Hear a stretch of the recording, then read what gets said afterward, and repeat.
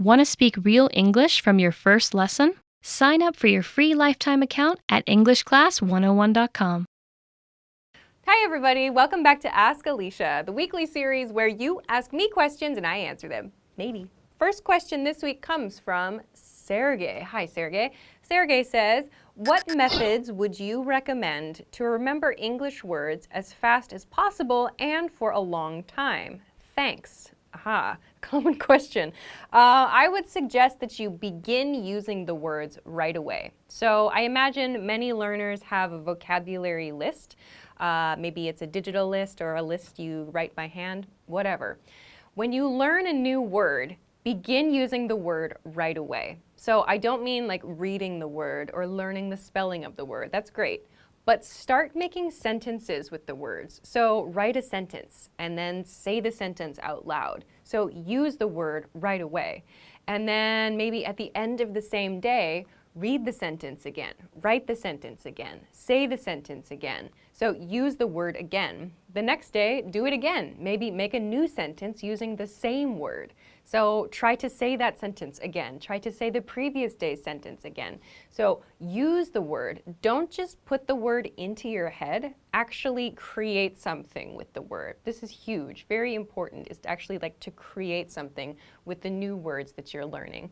So you do this, every day, and then a few days later you refresh the word. A week later you refresh the word. So in the beginning it takes time. You maybe need to refresh your mind, refresh your memory a lot as you learn new vocabulary words. But then you also need to get used to using those words in your everyday life. So try to maybe make a list or like a group of words you want to focus on for like 1 week or 2 weeks at a time. And so you practice that group of words like every day, or you make a study plan to focus on this group of words for this month or something like that. So do that with those words that you really, really want to use. Maybe they're words that are extremely important to your everyday life, like your studies or your work, or maybe a hobby, for example. So I would suggest doing that and spacing out your repetition to do that. So if you want a tool that can help you to do this kind of thing, there are spaced repetition systems, like spaced repetition flashcard tools. A very popular one is a tool called Anki. So you can download like vocabulary word decks, groups of vocabulary words, and study those, and the software or the system will automatically tell you when is the next time to study. So you finish your study session, and then later, a few hours later or a day later or something, you can study the same words again, and it will remember how well you did the previous time. So it spaces out how often you see your vocabulary words and helps you refresh things at a good pace for your studies and for your memory. So that might be a good tool to use. But as I said, don't just read, don't just see the words on a screen. Make sure you use the words as well. So I hope that this helps you to understand new vocabulary words and to be able to remember them for a long time. Good luck with your studies. Okay, let's move on to your next question. Next question this week comes from Melly. Hello, Melly.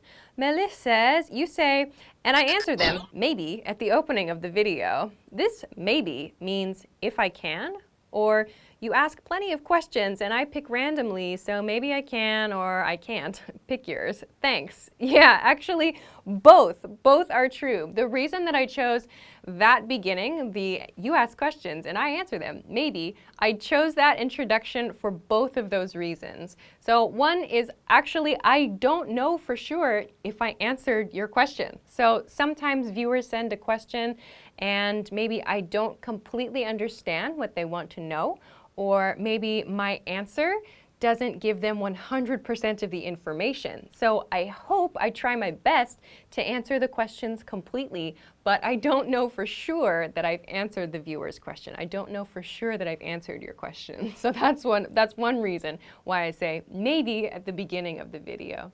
The second reason, as you said, is because there are lots of questions that get sent to us for this series. So sometimes the questions are like very common questions. So we get, for example, lots of questions about how to use present perfect tense, or we get lots of questions about how to use have and had, or would, could, and should, those words. So because there are so many questions like that, I might not choose your question about that topic. I try to choose questions that I hope can be like new and interesting and helpful for lots of people who are watching the channel, not just for that one person. So that's one reason. Also, there are some questions that are very, very specific. Some people send questions that are maybe about one specific sentence.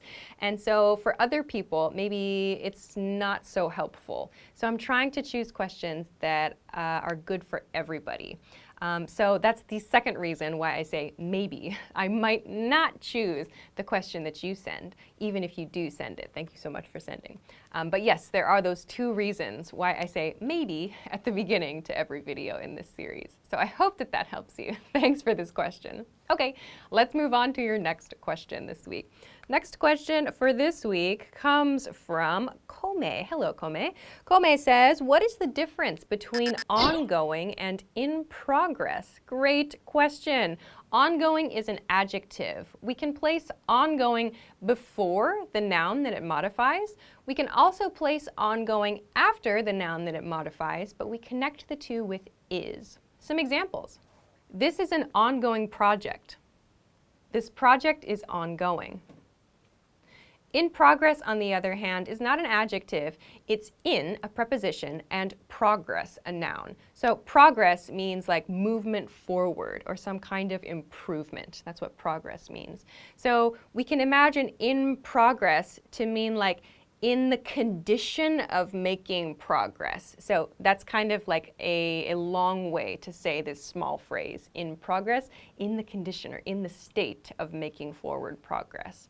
So we tend to use this after the noun that it modifies. So some examples of this. Construction is in progress on our office building. This project is a work in progress. So I hope that helps you understand the differences between ongoing and in progress. Thanks very much for this question. Okay, let's move on to your next question. Next question comes from Marcelo Veloso. Hello, Marcelo. Marcelo says, hi, Alicia. How's it going? Here in Brazil, when actors and actresses play roles in soap operas, movies, and TV shows, they don't talk like ordinary people. They talk a little formally. I would like to know if the same thing happens in the USA. Nice question. But generally, no, actors and actresses don't speak more formally. They do, however, change their speaking for the setting in which they are acting. So, for example, if you've seen a movie where the story features royalty, so like kings and queens, you might hear the actors using very formal language because that's the language that's appropriate for a very formal setting. So they use that language not because it's like a movie, but because it's like a king or a queen they're speaking to, so they should speak formally.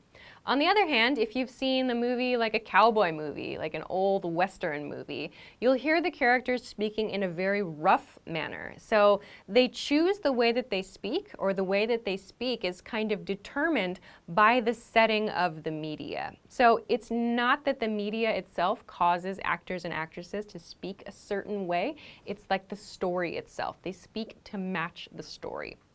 I will say that probably in most cases, actors and actresses tend to speak a little bit more clearly. Yes, they speak very quickly, but they tend to speak a little more clearly in media because it's important for the audience to be able to catch all the words that are being said. So you might hear them speaking a little bit more clearly, but no, not necessarily more formally. So level of formality is determined by the story, the characters in the story, and the relationships in the story. So I hope that that helps you. Thanks very much for the question. Okay, let's move on to your next question. Next question this week comes from Michael. Hello, Michael. Michael says, hi, Alicia. The verbs would and had have the same form of contraction, apostrophe D. How do I know what verb this form of the contraction means? Great question. Okay, to know which form, look at the word that comes after the apostrophe D. For example, I'd like a glass of water. I'd eaten by the time my roommate got home. Okay, so in the first example sentence, I'd like a glass of water, the word that comes after I'd is like. Like is a simple present tense verb. In the second example sentence, I'd eaten by the time my roommate got home, we see eaten, which is the verb eat, in the past participle form. So we break these down and we see I'd like becomes I would like or I had like. So we know I had like is incorrect. That's not proper grammar. We know, therefore, it should be I would like. We can do the same thing with the second example sentence. I'd eaten could be either I would eaten or I had eaten. We know that I would eaten is grammatically incorrect. So we can understand, therefore, that when we see that apostrophe D followed by a simple present tense verb, we can understand that that's actually an I would construction. Apostrophe D followed by a verb in the past participle form, however, indicates the past perfect tense. I had eaten, I'd eaten. So you don't actually need to focus on that apostrophe D, focus on the grammar of the sentence as a whole. So we're looking at the verb that comes after this, not to the apostrophe D itself. The clue is actually in the next word. So I hope that this helps you identify the differences in the future. Thanks very much for this question. Great, so that is everything that I have for you for this week. Thank you, as always, for sending your questions. Remember, you can send them to me at EnglishClass101.com/ask-Alisha. Of course, if you liked this video, please don't forget to give it a thumbs up, subscribe to our channel if you have not already, and check us out at EnglishClass101.com for some other things that can help you with your English studies. Thanks very much for watching this week's episode of Ask Alisha, and I will see you again next week. Bye-bye. Want to speed up your language learning? Take your very first lesson with us. You'll start speaking in minutes and master real conversations. Sign up for your free lifetime account. Just click the link in the description.